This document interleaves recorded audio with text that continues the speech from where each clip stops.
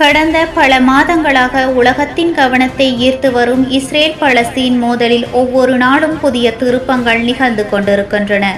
மனித குலத்தின் மனசாட்சியை உலுக்கும் வகையில் உயிரிழப்புகள், இடம்பெயர்வுகள் மற்றும் மனிதாபிமான நெருக்கடிகள் தொடர்ந்து அரங்கேறி வருகின்றன. இந்த சூழலில் கடந்த 24 மணி நேரத்தில் நடந்த நிகழ்வுகளை ஆதாரபூர்வமான செய்தி வலைத்தளங்களின் அடிப்படையில் மிக விரிவாகவும் ஆழமாகவும் அலசி பார்ப்போம். இந்த செய்தி தொகுப்பு நம்பகரமான செய்தி மற்றும் ஆய்வு நிறுவனங்களின் அறிக்கைகளை அடிப்படையாக கொண்டது.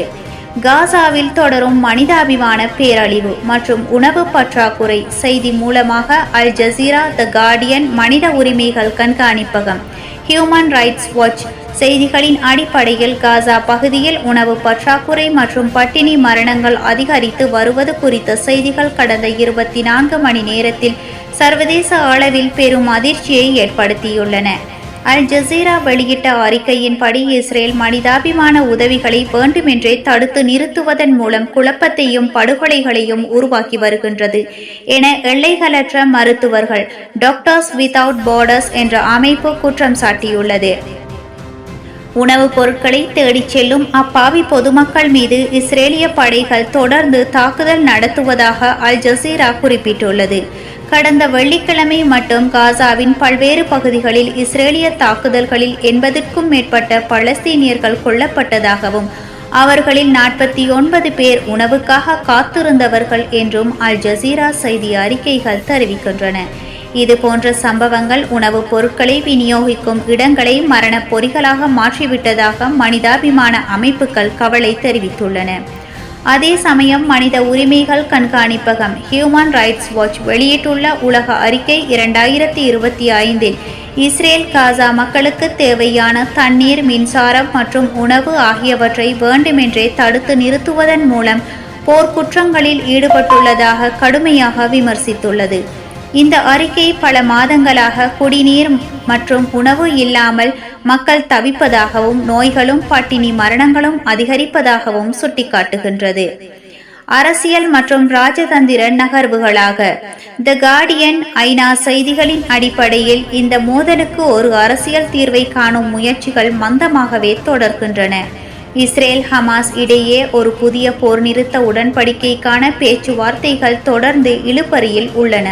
த கார்டியன் பத்திரிகை வெளியிட்ட தகவலின்படி அமெரிக்கா, கத்தார் மற்றும் எகிப்து ஆகிய நாடுகள் முன்வைத்த போர் நிறுத்த திட்டத்திற்கு ஹமாஸ் நேர்மறையான உணர்வோடு பதிலளித்ததாக தெரிகின்றது. ஆனால் இந்த போர் நிறுத்தம் ஒரு நிரந்தரமான அமைதிக்கு இட்டுச் செல்லும் என்பதற்கான உறுதியான உத்தரவாதங்கள் வேண்டும் என ஹமாஸ் கோரியுள்ளது.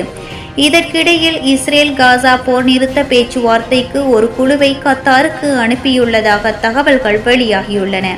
ஆனால் ஹமாஸின் சில கோரிக்கைகளை இஸ்ரேல் நிராகரிப்பதாகவும் செய்திகள் தெரிவிக்கின்றன.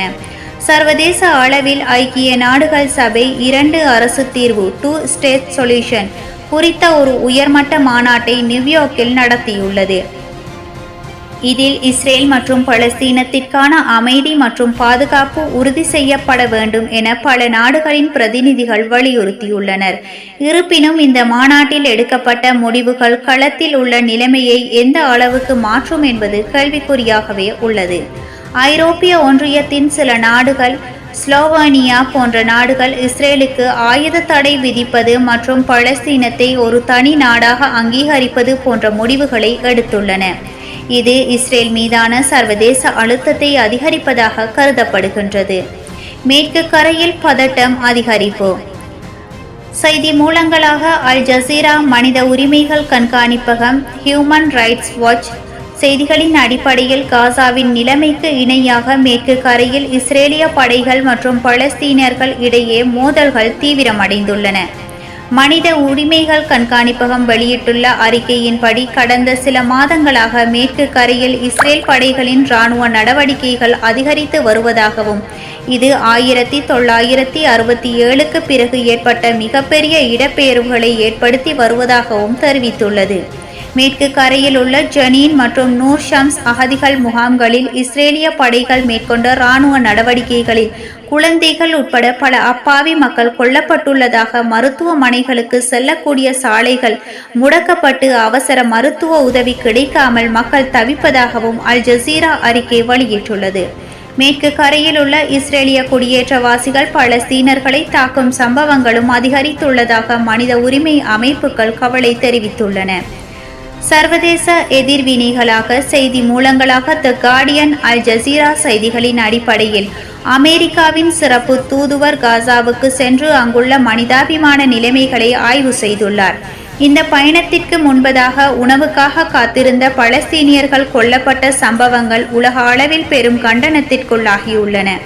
இஸ்ரேலுக்கு ஆயுதங்கள் வழங்குவதை தடுக்கும் மசோதா அமெரிக்கா செனட்டில் நிறைவேறாத போதிலும் இது போன்ற ஒரு மசோதாவிற்கு அதிக ஆதரவு கிடைப்பது அமெரிக்காவின் கொள்கை மாற்றத்திற்கான ஒரு அறிகுறியாக பார்க்கப்படுகின்றது. இஸ்ரேலில் உள்ள சில குழுக்கள் காசா மீதான போரை முடிவுக்கு கொண்டு வர கோரி தெல் அவீவ் நகரில் அரசுக்கு எதிரான போராட்டங்களை நடத்தியுள்ளன. இது இஸ்ரேல் உள்நாட்டிலும் போர் குறித்த அதிருப்தி அதிகரித்து வருவதை காட்டுகின்றது. இறுதியாக இந்த விரிவான செய்தி தொகுப்பிலிருந்து நமக்கு ஒரு உண்மை தெளிவாகின்றது. இஸ்ரேல் பலஸ்தீன மோதல் என்பது வெறும் அரசியல் அல்ல, இராணுவ மோதல் மட்டுமல்ல. இது மனித குலத்தின் மனசாட்சிக்கு விடப்பட்ட ஒரு மிகப்பெரிய சவால். உணவு, தண்ணீர் மற்றும் அடிப்படை வாழ்வாதாரங்களுக்காக தவிக்கும் மக்களின் குரல்கள் உலகெங்கிலும் உள்ள அரசாங்கங்களுக்கு இன்னமும் கேட்கவில்லையா என்ற கேள்வி நம் மனதில் ஆழமாக பதிகின்றது. இந்த நெருக்கடிக்கு ஒரு நிரந்தர தீர்வு என்பது வெறும் பேச்சுவார்த்தைகளால் மட்டும் சாத்தியமாகாது. மாறாக அது உண்மையான மனிதாபிமான உணர்வும் நீதியும் பொறுப்பும் நிறைந்த ஒரு உலகளாவிய அணுகுமுறையினாலே சாத்தியமாகும். இருதரப்பு மக்களும் அமைதி மற்றும் பாதுகாப்போடு வாழும் ஒரு காலம் விரைவில் வர வேண்டும் என்ற நம்பிக்கையுடன் மீண்டும் சந்திக்கும் வரை நன்றி.